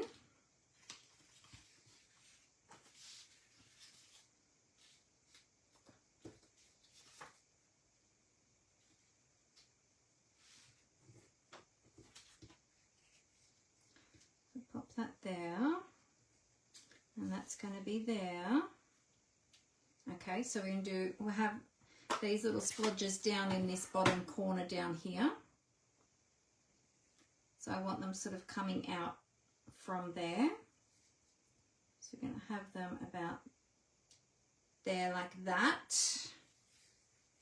Okay, we did a bit of that splodging on some of our scrapbooking layouts that we did with the virtual album retreat, and it was fantastic. Like, of course I've done it before on cards, but hadn't really done it in scrapbooking before so much, but loved it. It gives a great effect. So I might go down this way as well, go off the page a little bit there, just add that little bit of splodgy, just adds a little bit of interest to your card.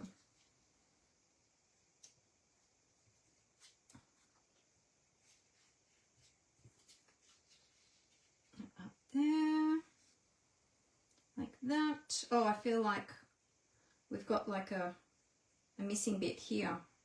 Do we need to add more there or just leave it like that? I'm thinking leave it. Now, there was another little stamp in there that I wanted to use as well, but I'm just not sure. I better just clean this one straight away.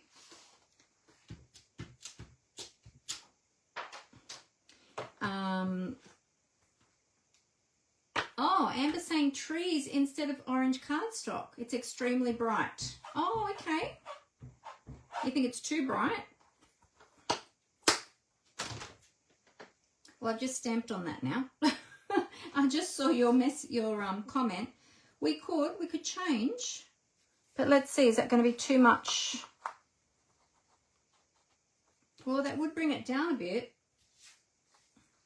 It would work on this too. Let's see. Let's see what everybody thinks. Maybe we need to do a second version. Hang on, I'll just try and get this lined up and we'll see how it looks on this colour. Let's move that orange out of sight. Okay.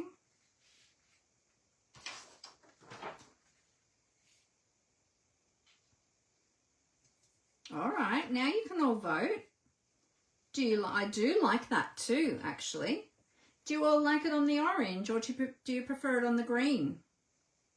That is softer and more, yeah, in keeping with the colours there.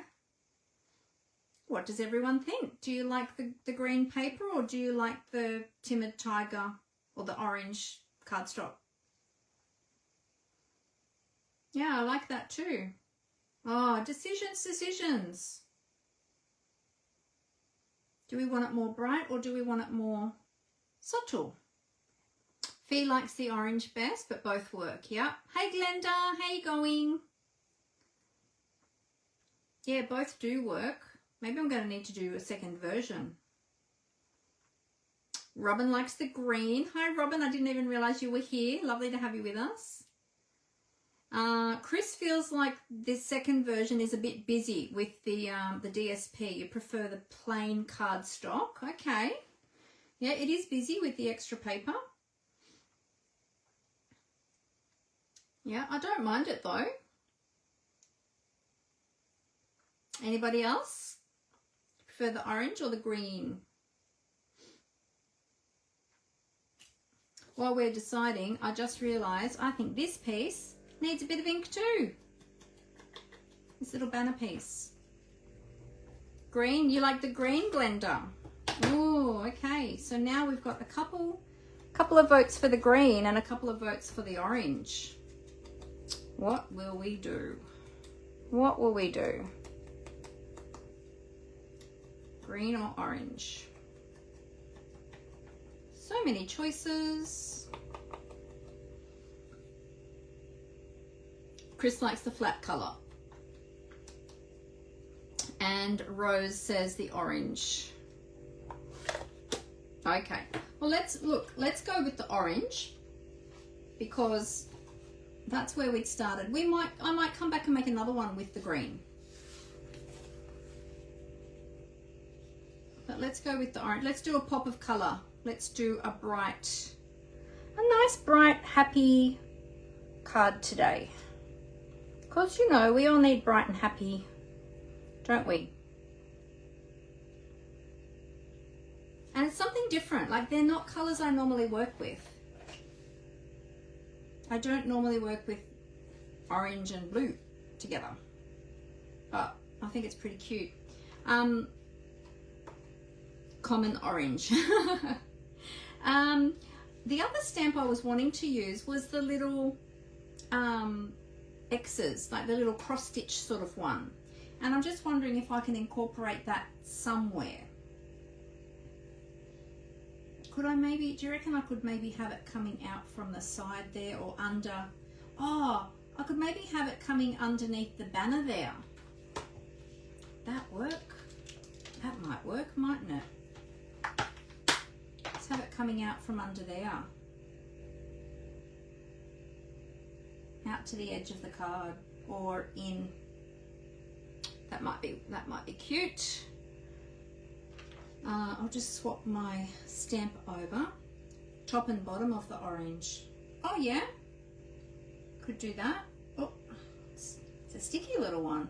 It's brand new, it's very, very sticky.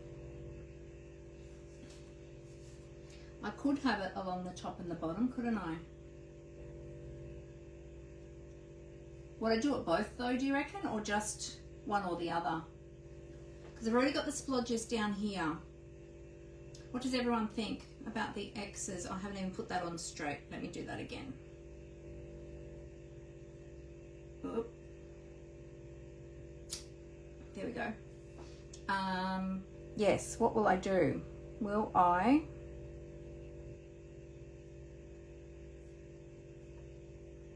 Or should they go down? Actually, should they go down because everything is going that way, except for the banner? Should they go that way? Oh, or I could do them just off the edge of the DSP to make it look like it's actually stitched on. That'd be cute. I don't know.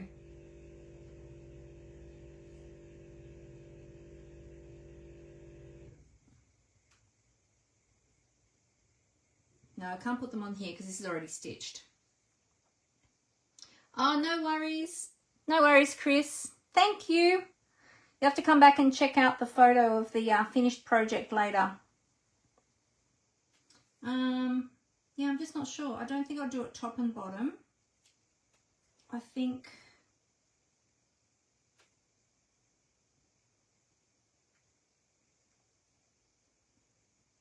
I might just have it as a little accent.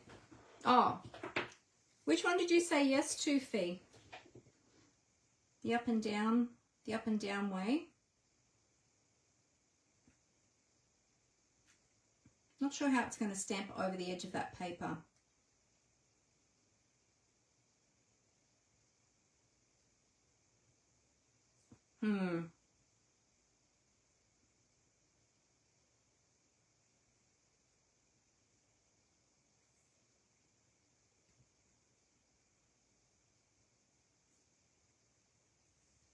I think I'm going to stamp it.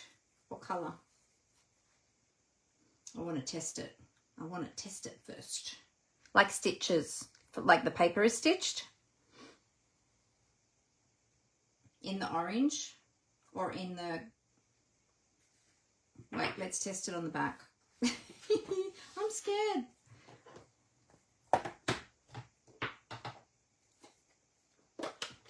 Okay, let's test it on the back and see.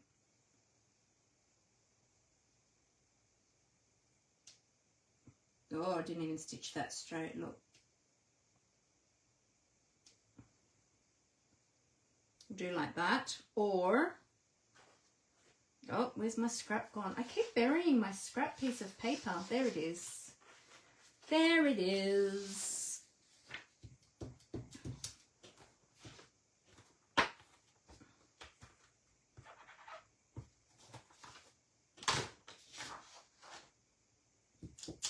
Or do I stamp it in the early espresso, which might be a bit too dark. But if I'm stamping it over the edge of that DSP, Oh, so you got to make sure you stamp it straight too.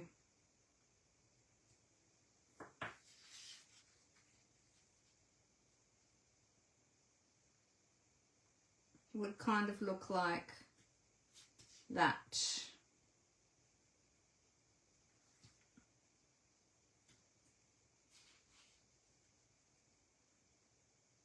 Or that. I don't know now.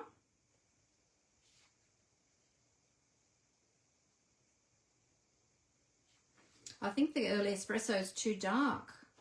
Maybe I'll try crumb cake. I'll try it on the crumb cake and just see. It's the last little touch. Look, it's just an added little touch. It probably doesn't really need it. You could do it without it. But it's something that I had in mind that I wanted to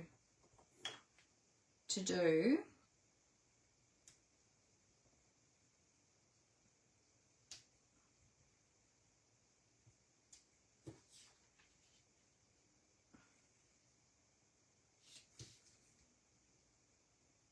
That might be better.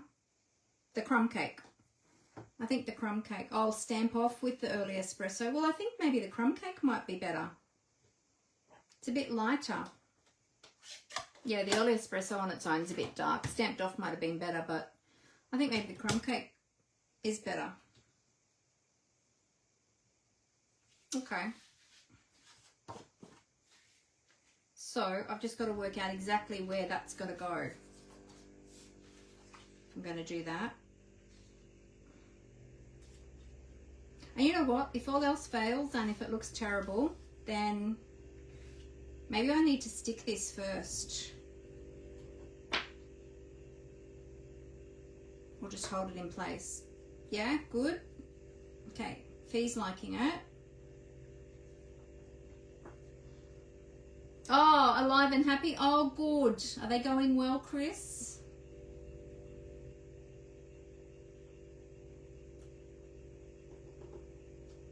Okay, so I'm concentrating and hoping I'm getting this. I'm just kind of rolling it off the edge a little bit because I'm stamping over the two, like over the layer of the edge of the DSP. I mean, if this looks terrible, I can ditch it, but I'm going to have to move that down. There. Okay. So I've got the stitching on. It's such a cute little stamp set though, isn't it? Like, people will look at it and just think, oh yeah, that's just for scrapbooking.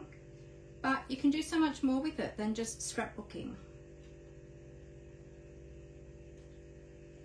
Okay, we'll add that one on. Look, my stitching probably isn't perfect, but it never is when I sew on the sewing machine either. So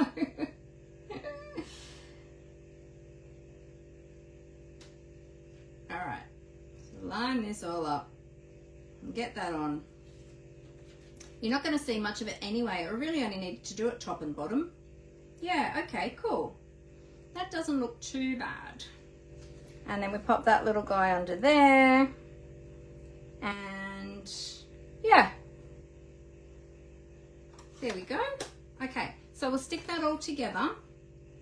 So I'll just clean this one off.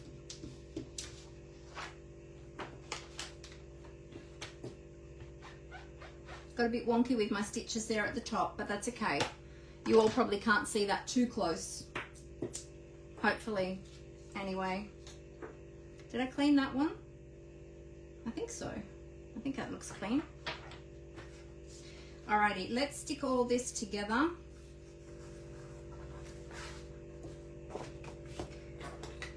Got my multi-purpose liquid glue, my favorite adhesive.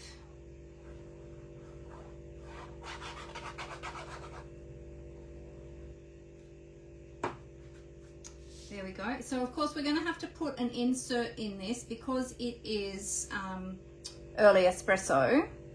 We'll need an insert inside, and I'll probably just use a little bit of the DSP, or maybe I'll use some of the stamps to decorate the inside. on the insert, but I will probably do that afterwards. I won't do that while I'm filming because it is getting quite late already. All right, so we're going to line this one up with the edge over here. Bring that down a little bit. There we go. Okay, then we've got our torn blue piece.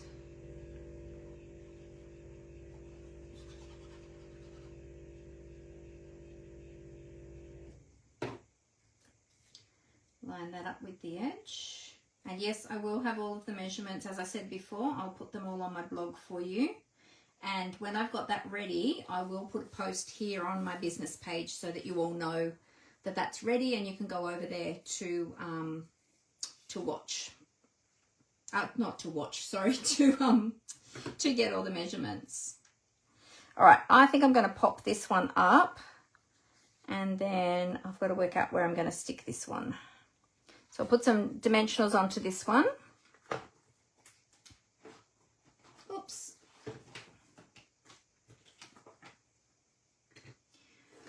Let's grab my take your pick tool, my trusty handy dandy tool. It's one of the most used tools in my craft room. I'm going to use up some of the edge pieces from my dimensionals because, you know, we don't want to waste them.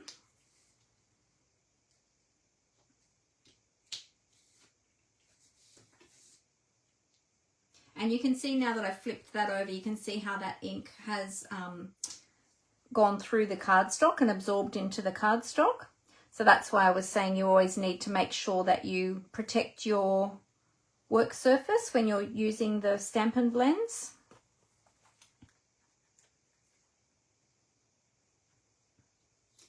Now it doesn't matter that this looks all messy on the back because nobody is going to see it from the front.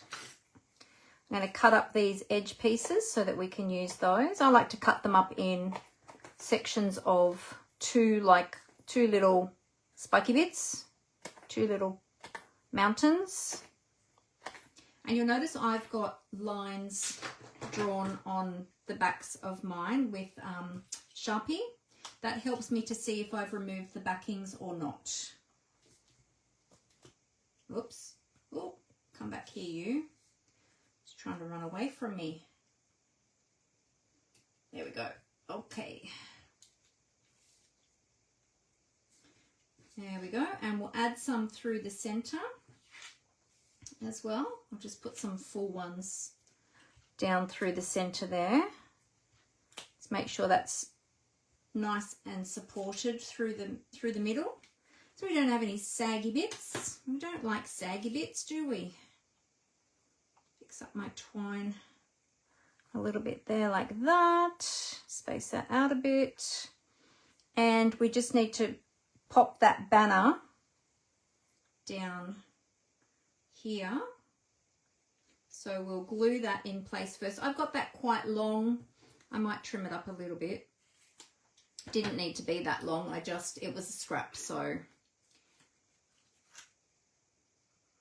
And we're going to put the banner down flat.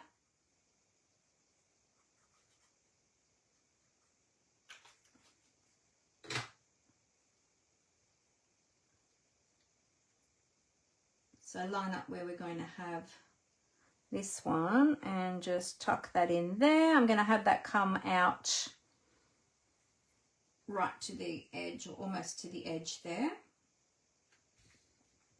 There we go. And then we can adhere this one. And then we're going to be done. As I said, I will do the insert afterwards. I won't spend the time to do it now because it's already 6 o'clock. We've been on here for ages. So, but I hope that this project gave you some extra creative ideas and just looking at your stamps a little bit differently, or looking at some of the products in the catalogue a little bit differently, so that you can see different ways of using things. So yes, remember, all of you card makers out there, remember that you can use the scrapbooking products too for your cards. So I think we'll pop that about there. Is that straight? I think so. Okay, there we go. And I will pop a little glue dot underneath that bow as well to hold that in place. But there's our little card. Isn't that just so cute? Let me show you the stamp set again. So that's the stamp set, the Weekend Adventure. So it looks very different to what you'd expect, and it is in the scrapbooking products, but there you go. You can make a card with yours as well. My stitching was off a little bit, but that's okay. Oh, I'm glad that you like those ideas, Rose. Fantastic. Yeah. And as I said, like all of this paper, that was left over from the scrapbooking workshop kit. So, oh no, bling, of course. Amber, thank you so much. How could I make a card without bling? Oh my goodness. All right, we have bling here. So let's see, what bling are we going to add? My goodness, how could I forget to add the bling? Let's see, I feel like we need something kind of neutral-ish. Ooh, they could be nice. They're the adhesive backed metallic gems. Oh, we've got some silver. Yeah, no, not those ones. We've got the Drucy's, the Drucy gems. They are, sorry, the Drucy adhesive backed embellishments. They're nice and sparkly wackly. Do we want something sparkly or do we want something a little bit more? I think we need something a little bit more sort of grungy. I wonder if even the dragonflies in the flowers. Look at the little dragonflies. Let's see what we've got in the other container. So many beautiful embellishments to choose from. Stampin' Up gives us such a beautiful range of products. I've got these ones as well. These are the neutral matte dots. Those colours would go really well. Let's see what else we've got in here. Even those ones, the clear ones with a bit of gold in them. The strawberry slush and pretty in pink gems. I like these ones. We might need something that shows up a little bit more. We've got, these are the in colours, the 2025 to 2027 in colour flat pearls. No, I think they're throwing too many colours. Ooh. Not those goldy ones, no. Oh, there's those blue ones or the green ones. Oh, there's those ones. Okay, so many choices. Sometimes there's too many choices, isn't there? So let's see. No, they're actually the wrong colour. These green ones might be nice though. Green ones or the blue ones? Oh, the blue ones. These are the low profile sparkle dots. Let's have a look. Dragonflies are out back. They are. Actually, yeah. They could go well. I was thinking about these blue ones too. They would go nicely as well. They'd bring in more of the blue from the paper. But yeah, I like your ideas about the dragonflies. The dragonflies. I haven't used the dragonflies for a while. Yeah, maybe we'll use the dragonflies today. Let's use those. We haven't used them very much lately. Well, I haven't used them very much lately. Very country looking, or even Thanksgiving. Oh yeah, if you're into that. Yeah, if you're in that part of the world where they celebrate Thanksgiving. Oh, you're going to get your dinner, Leonie? No worries at all. Enjoy your dinner. What are you having for dinner, may I ask? Anything yummy? Give me some inspiration. I'm so over dinner. I get so stuck on what to have for dinner. So let's see if we can put a couple in here. I feel like you're losing that one a bit. Move you over here. And I might move you, little one, up a bit higher. So I'm talking to my little dragonflies here. Oh, this one I've stuck really well now. Hang on. Come on, up you come. Wait, let me turn around and I'll use my spatula and see if I can get that under the wings. Come on, oh, there we go. Up you come, up you come. Good, good, good, good. I'm just going to move you up a little bit. Beautiful. There we go. And then I feel like we need another one up here. Flying away. Up there. There we go. Beautiful. That was a good choice. Thanks everyone for suggesting those dragonflies. Cute. There we go. So now we are finished. Apart from the insert, but I'll do that later. Alrighty, well I'm going to tip the camera back up face to face so that I can say goodbye to you all properly. So bear with me while I get the camera ready.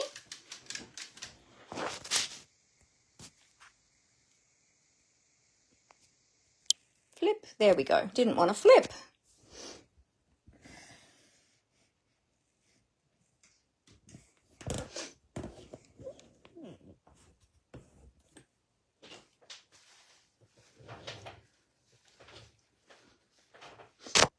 There we go. Oh, my nose is running again. Must be all that talking. I'm talking too much. Oh, there we go. So there's an up-close look at our little card today. I'm really happy with how that turned out, especially making that on the fly. Like that turned out really cute. I'm very happy with that. It's such a cute stamp set, isn't it? You never would think of using that stamp set like that, like, because I actually bought this stamp set specifically to use in my scrapbooking, but then I was looking at it yesterday and I thought, you know what, I'm gonna make a card with that. It's really cute. So there you go. So look out for that one, the Weekend Adventures stamp set. It's really cute. And as I said, the Weekend Adventures Designer Series paper you can get, I think that's what it's called. Let me check in the catalogue. But you can get it on its own as well. Yeah, so the Weekend Adventures 12 by 12 Designer Series paper, and it comes with a sticker sheet as well. So that's it there. It's on page 73 of the Annual Catalogue. That's the 2025 to 2026 Annual Catalogue.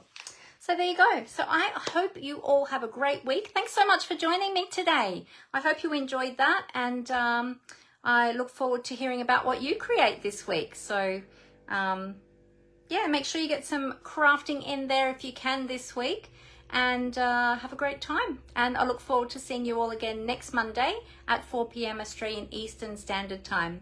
Have a great week, everyone. And as I always say, happy crafting. Bye.